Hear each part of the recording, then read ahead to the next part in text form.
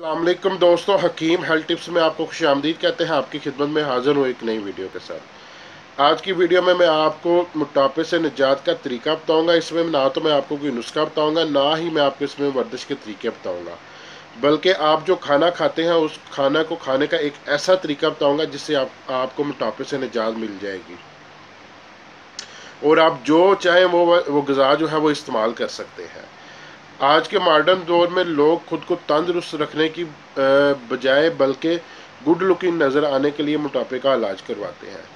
हालांकि मोटापा एक बहुत बड़ी बीमारी है और इस बीमारी से कई बीमारियां जो है वो जन्म लेती हैं, जैसा कि सांस का फूल जाना, ब्लड प्रेशर कम या ज़्यादा हो जाना, जिस्म में कमज़ोरी हो जाना, पट्ठों में दर्द रहना, जोड़ों में दर्द रहना, कमर दर्द रहना, शुगर हो जाना, चलने में दुश्वारी होना, पाँव की हड्डियों और तलों में दर्द रहना, वज़नी चीज़ें उठाने में दुश्वारी होना, हर वक्त थकावट रहना, उठने बैठने में परेशानी होना, इवन के हार्ट अटैक तक का जो है वो आपको मसला हो सकता है मोटापे की वजह से।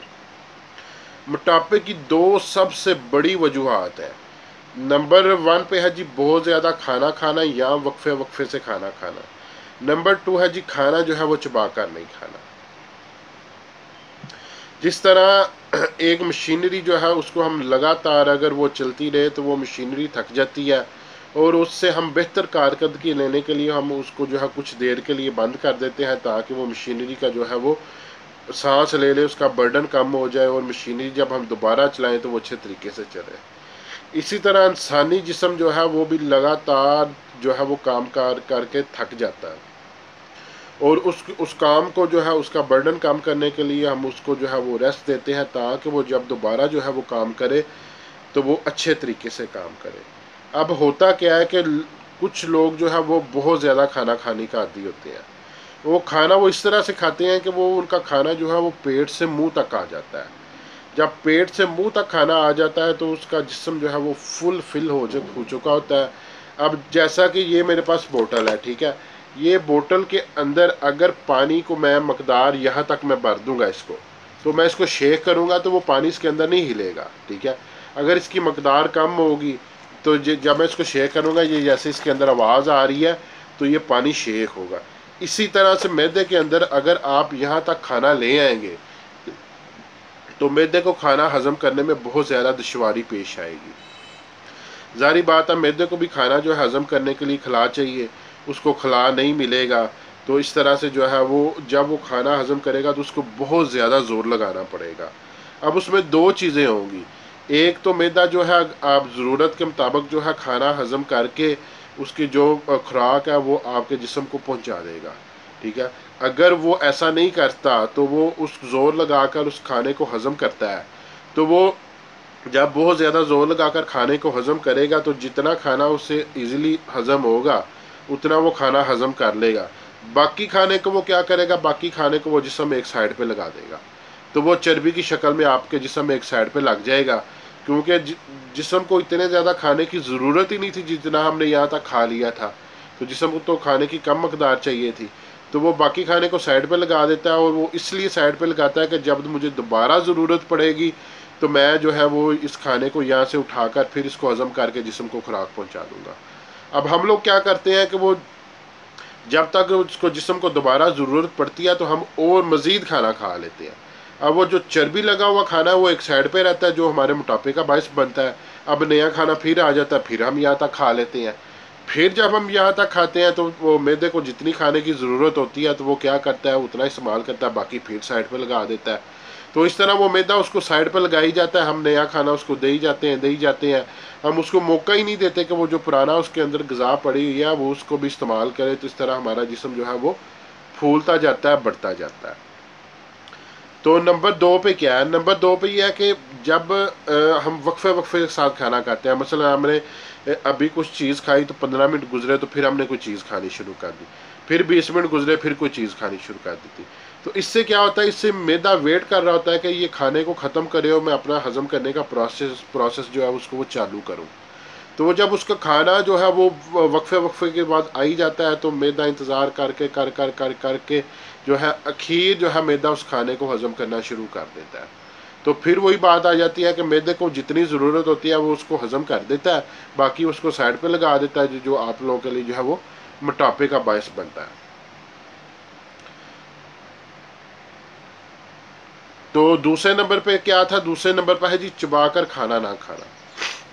हकीम लुकमान ने अपने बेटे को नसीहत की थी कि बेटा दांतों का काम आंतों से मत लेना। यानी दांत जो है अल्लाह ताला ने हर इंसान के मुंह के अंदर ये पत्थर रखे हैं, जो भी हम खाते हैं उसको पीस कर अंदर भिजवाते हैं ताकि जो है मैदा और आंतों को उसको हजम करने में प्रॉब्लम ना हो। तो जब हम क्या करते हैं, एक लुकमा मुंह में डाला उसको साबित निकल गया, फिर दूसरा लुकमा मुंह में डाला जल्दी से फिर साबित निकल गए, तो वो जो दांतों का काम है वो आंतों को करना पड़ता है। अब दांत पत्थर है, आंतें तो पत्थर नहीं है, तो जारी बात है पत्थर को तो जो है वो चीज़ों को पीसने में आसानी पैदा होगी, लेकिन जो एक नॉर्मल गोश्त का लोथरा उसको तो वो चीज़ें पीसने में दुश्वारी पेश होगी। इस तरह आंतों में इन्फेक्शन भी होगा, आपको मैदे का मसला भी होगा, तजाबियत भी होगी, मैदे के बहुत से मसले मसाइल होंगे, आपका खाना ठीक से हज़म नहीं होगा। फिर मैदा क्या करेगा, जितना खाना हज़म हुआ उसको हज़म किया, बाकी छोड़ा उसने साइड पे लगा दिया, तो फिर आपको जो है वो मोटापे का बायस बनेगा।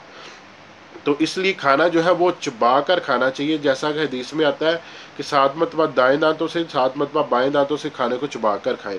जब आप 14 मरतबा एक लुकमे को चबा कर खाएंगे तो वो एक कीमे की तरह आपके जिस्म के अंदर जाएगा, तो वो बहुत जल्द हजम हो जाएगा। इसकी मिसाल आप इस तरह से ले सकते हैं जैसे कि पानी है, हम जैसे पानी पीते जाते हैं ठीक 15-20 मिनट बाद जो है हमें वो पेशाब की हाजत हो जाती है। उसकी वजह क्या होती है कि पानी एक हल्की फुल्की ग़िज़ा होती है, तो मैदा उसको मिनटों में हजम करके उसमें से जो उसको विटामिन चाहिए होते हैं वो निकाल के बकाया फजला वो भेज देता है यूरिन में, तो यूरिन जो है वो उसको ज़ाया कर देता है। तो इसी तरह से जब कीमा बन के खाना आपके जिस्म के अंदर जाएगा तो वो फिर क्या होगा कि मैदे को हजम करने में बहुत जल्दी बड़ी आसानी होगी, वो जल्दी से उसका फजला लैदा करेगा, उसका विटामिन आपके जिस्म को लैदा करके देगा, तो आप भी तंदुरुस्त रहेंगे, आपके लिए मोटापे का बायस भी नहीं बनेगा और जो है आपका मैदा भी अच्छा रहेगा। अब होता क्या है कि मैदा जो है ना, मैदा उसके अंदर एक तेज़ाब का कतरा पैदा होता है जो वो उस खाने को हजम करने में मदद देता है।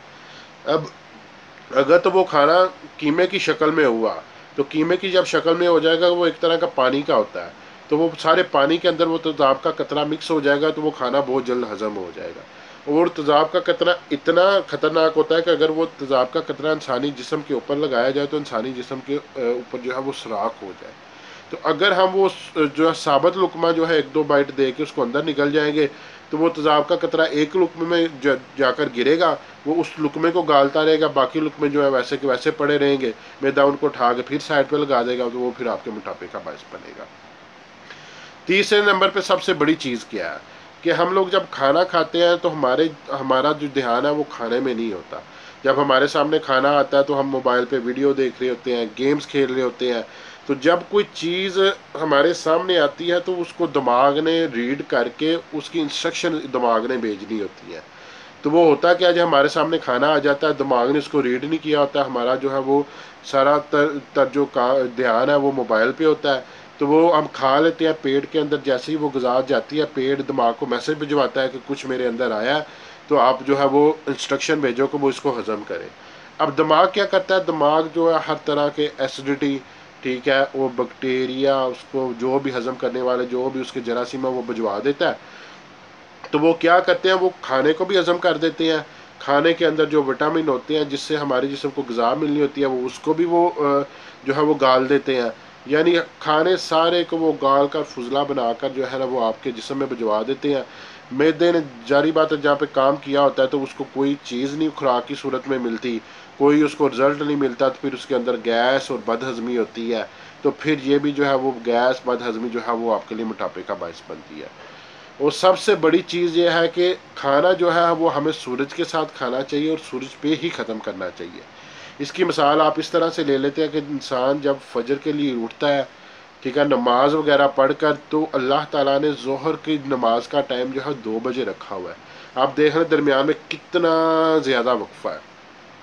तो हमें क्या करना चाहिए कि सुबह का खाना जो है वो पेट भरकर खाना चाहिए, ठीक है, क्योंकि वो इस टाइम पे हमने जो है वो मेहनत करनी होती है, अपने काम काज पे जाना होता है, अपने जिस्म को हरकत देनी होती है, उससे क्या होता है खाना बहुत जल्द हज़म हो जाता है।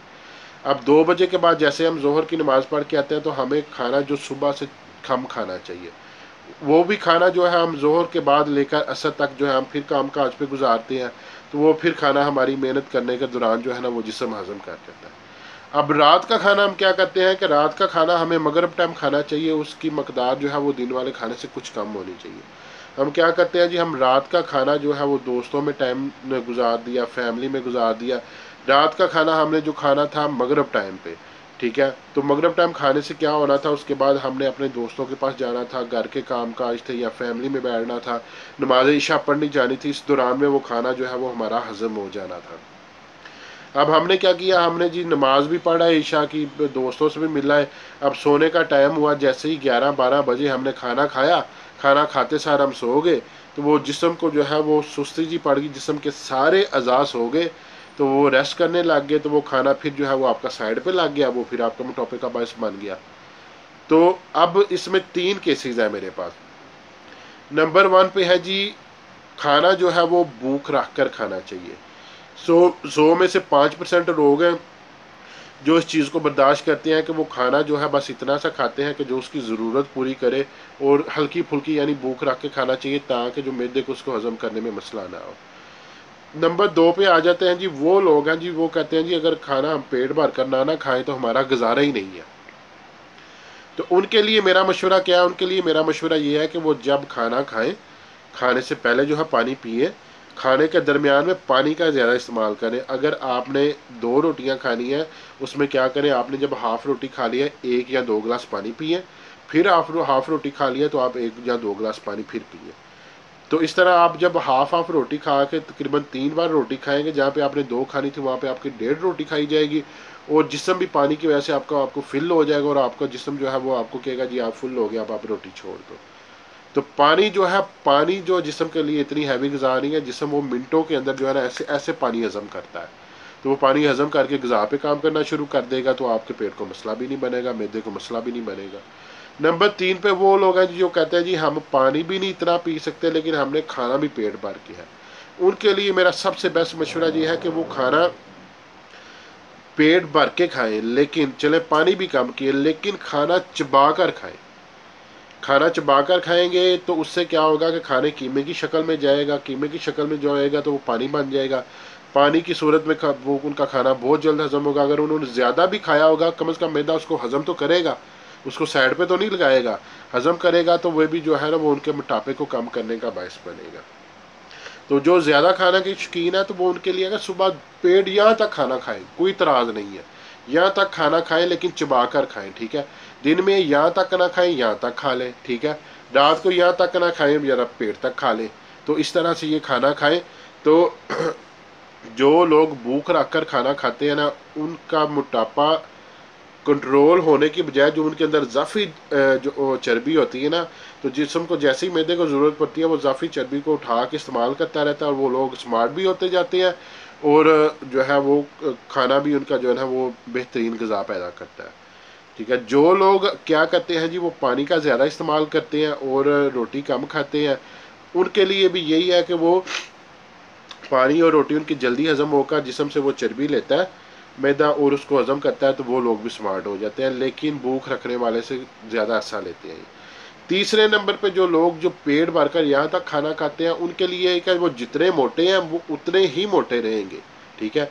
लेकिन ये है कि जब वो चबाकर खाना खाएंगे, यहाँ तक खाना खाएंगे, आगे से मज़ीद वो मोटे नहीं होंगे। तो इसलिए बेहतर मेरा मशवरा यही है कि आप लोग जो है भूख रख कर खाना खाएँ। तो इंशाल्लाह मिलते हैं नेक्स्ट वीडियो में। अपना ख्याल रखिएगा। फ़ी अमानिल्लाह।